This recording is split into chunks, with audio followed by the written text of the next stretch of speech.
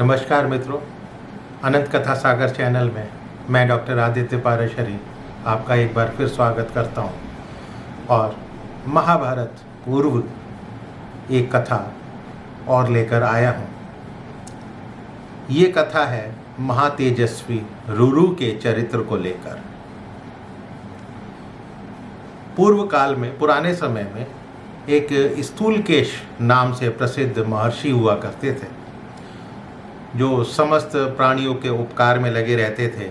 इन्हीं महर्षि के समय की बात है कि गंधर्वराज विश्वासु, उन्होंने मेनका अप्सरा से एक संतान उत्पत्ति करी। मेनका अप्सरा ने गंधर्वराज द्वारा स्थापित गर्भ को समय पूरा होने पर स्थूलकेश मुनि के आश्रम के निकट जन्म दिया और उस नवजात गर्भ शिशु को नदी के किनारे ही अकेला छोड़कर वो वहाँ से चली गई। वो कन्या थी, वो नवजात शिशु कन्या थी। अब स्थूलकेश ने जब उस कन्या को अकेला देखा तो द्रवित होकर उसको अपने आश्रम में ले आए और उसका पालन पोषण करने लगे। वो कन्या दिनों दिन बढ़ने लगी। मुनि ने उस बालिका के सभी जातक कर्म पूरे करे। वो कन्या बुद्धि, रूप और उत्तम गुणों से संपन्न थी। संसार की समस्त प्रमदाओं यानी सुंदर स्त्रियों, प्रमदा सुंदर स्त्री को बोलते हैं, तो समस्त प्रमदाओं सुंदर स्त्रियों से श्रेष्ठ थी। इसलिए मुनि ने उसका नाम प्रमद द्वारा रखा। एक दिन धर्मात्मा रुरु ने महर्षि के आश्रम में प्रमद द्वारा को देखा तो वो मोहित हो गए। तब उन्होंने अपने मित्रों के द्वारा अपने पिता को, जो प्रमति थे, प्रमति उनके पिता थे, उनको ये बात पहुंचवाई, कहलवाई, अपनी अवस्था बताई। तब प्रमति ने मुनि स्थूलकेश से अपने पुत्र के लिए उनकी कन्या मांगी। तब मुनि ने रुरु के साथ अपनी कन्या प्रमद्वरा का वागदान करने का निश्चय कर लिया। अब जब विवाह का मुहूर्त निकट आया, उससे पहले एक दिन प्रमद्वरा अपनी सखियों के साथ वन में क्रीड़ा खेलने के लिए चली गई।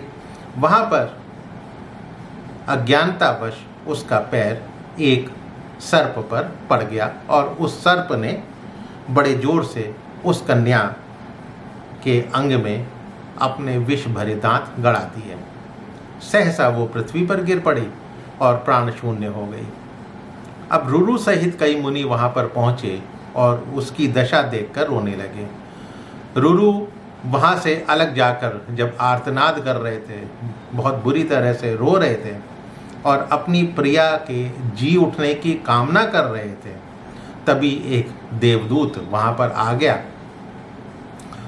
और वो बोला कि इसकी आयु पूरी हो चुकी थी, लेकिन इसके लिए देवताओं ने एक उपाय बताया हुआ है। यदि तुम अपनी आधी आयु अपनी प्रिया को देने को तैयार हो जाओ तो वो जी सकती है। रुरु तुरंत ही अपनी आधी आयु प्रमद्वारा को देने के लिए तैयार हो गए।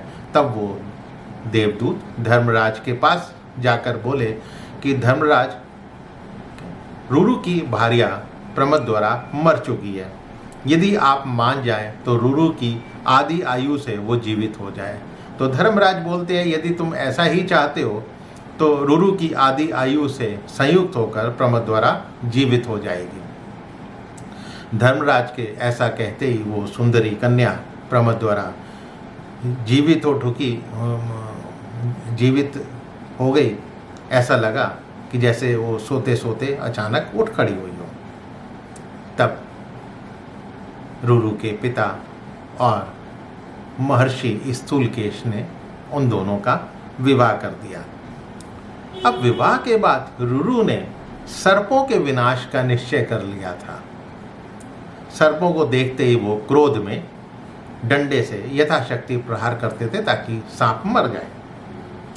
एक बार रुरु किसी विशाल वन में गया, वहाँ पर एक डुंडुब जाति के एक बूढ़े सर्प को देखा।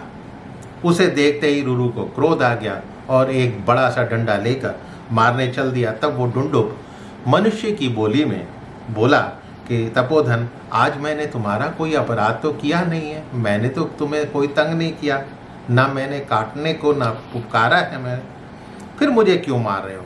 तब रुरु बोला कि मेरी प्राणों से प्यारी पत्नी को एक सांप ने डस लिया था। उस समय मैंने ये प्रतिज्ञा की थी कि जहाँ कहीं भी सांप को देखूंगा उसे मार डालूंगा। तब वो डुंडुब बोला कि वे दूसरे ही सांप हैं जो इस लोक में मनुष्य को डस लेते हैं।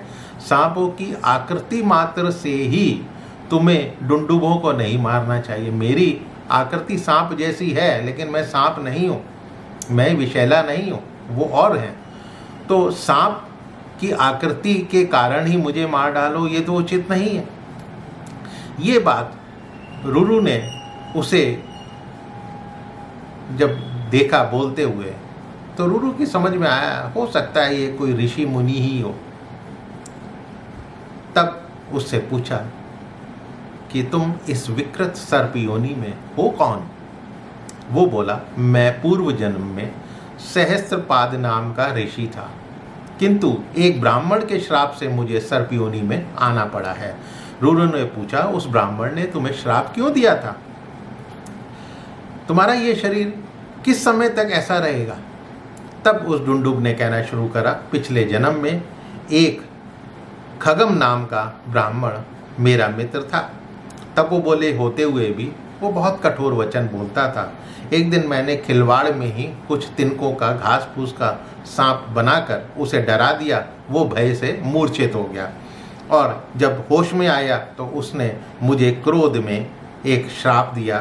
बोला कि जैसा अल्प शक्ति वाला सर्प तुमने मुझे डराने के लिए बनाया था, मेरे श्राप से ऐसे ही अल्प शक्ति सर्प तुम्हें भी होना पड़ेगा। तब मैंने उससे हाथ जोड़कर कहा कि सके, मैंने तो परिहास में ऐसा किया था, हंसी खेल में ऐसा किया था, इसलिए मुझे क्षमा करो। तो वो बोला कि मेरी बात झूठी नहीं हो सकती है, लेकिन भविष्य में प्रमति के पवित्र पुत्र रुरु के दर्शन पाकर तुम्हें इस श्राप से छुटकारा मिल जाएगा। शायद आप ही रुरु हैं। ये कहकर सहस्त्रपाद डुंडुब अपना रूप त्याग कर पुनः अपने प्रकाशमान स्वरूप को प्राप्त कर गया और रुरु से कहा, समस्त प्राणियों में श्रेष्ठ ब्राह्मण। अब ये जरा सुनिएगा क्या कह रहे हैं कि समस्त प्राणियों में श्रेष्ठ ब्राह्मण, अहिंसा सबसे उत्तम धर्म है। अतः ब्राह्मण को समस्त प्राणियों में से किसी की भी और कहीं भी हिंसा नहीं करनी चाहिए। ब्राह्मण इस लोक में सदा सौम्य स्वभाव का होता है। अहिंसा, सत्य भाषण, क्षमा और वेदों का स्वाध्याय ही ब्राह्मण का कर्तव्य है। अब यहाँ पे ब्राह्मण के कर्तव्य उन्होंने बता दिए हैं, लेकिन साथ ही और आगे क्या कह रहे हैं कि क्षत्रिय का जो धर्म है वो तुम्हारे लिए अभीष्ट नहीं है। दंड धारण करना, उग्रता और प्रजापालन, ये क्षत्रियों के कर्म रहे हैं, उनके लिए तो ये उचित है, लेकिन चूंकि तुम ब्राह्मण हो तुम्हारे लिए ये उचित नहीं है। पहले भी एक वीडियो में जो मैंने बनाया था अहिंसा परमो धर्म, उसका अगला उसकी विवेचना करी थी, उससे आप इसको लिंक करके देखिएगा, आपको सारी बातें समझ में आ जाएंगी। तो मित्रों, आज की ये कथा कैसी लगी आप मुझे कमेंट बॉक्स में अपने कमेंट ज़रूर दीजिएगा और यदि पसंद आई हो तो मेरे चैनल को सब्सक्राइब करना मत भूलिएगा। फिर मिलता हूँ किसी नए किस्से कथा कहानी के साथ। तब तक के लिए मुझे आज्ञा दीजिए। नमस्कार।